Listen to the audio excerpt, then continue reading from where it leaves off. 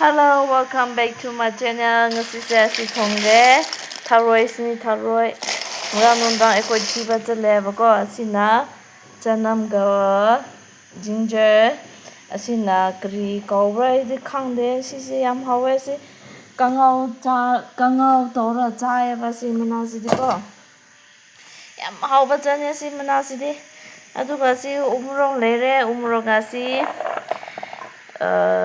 ekoi loindadi tuzong kusi aye do mete loindadi karma haibra di khangde sise yam hawba chane se tharoi thongbada si mana hapke sise asi mana sidi pyas ki mana ne abako a local gi ne ba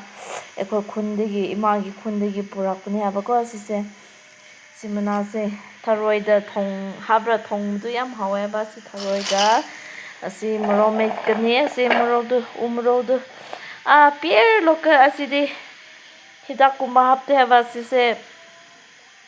yam hawbane ba si morok su sabne sathibne sise asi si mana si kangau tawgani horen kangau taw yerum ga kangau tawgani ba si yam hawe ba sina chen sise chak thongningai ko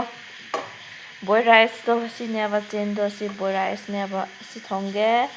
ngasidi ngasidi khra upload toge ba ngasidi ko like su lakte asina si semra pairimne khoje like su laide ba like laktu bisi kuina video namba yade ba ko